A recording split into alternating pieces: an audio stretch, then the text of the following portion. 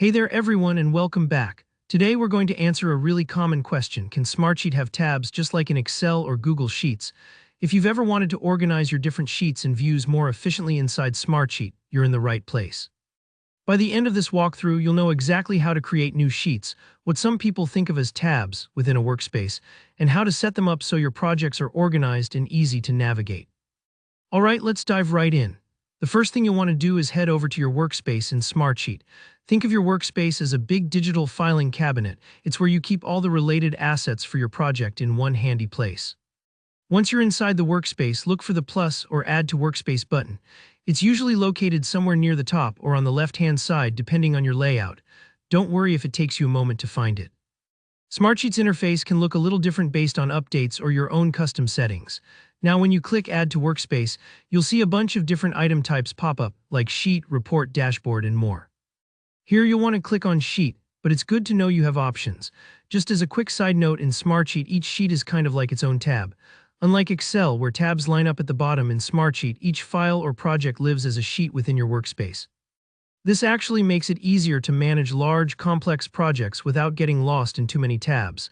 Next, you'll be prompted to choose a template or sheet type. For this example, let's go with a Gantt sheet. Gantt views are fantastic if you're managing tasks on a timeline.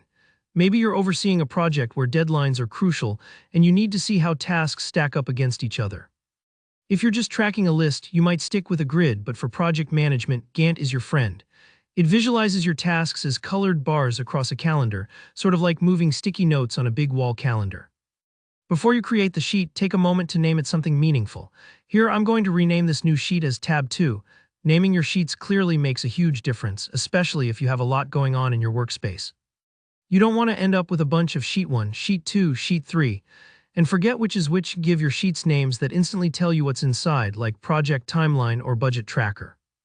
And just like that, you've created what you might call a new tab in your Smartsheet workspace. You can repeat this process for as many sheets as you need, and each one acts like its own organizational layer, different sets of data, different views, all neatly grouped in your workspace. So to wrap up, even though Smartsheet doesn't do tabs exactly like Excel, you can absolutely have multiple sheets in a workspace, each one serving as a kind of tab to keep things clean and organized. Give it a try, play around with different sheet types, and see how it fits the way you like to work.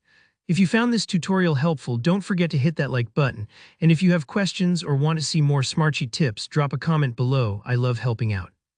And make sure to subscribe so you never miss a new video. Thanks for watching, and I'll see you in the next tutorial.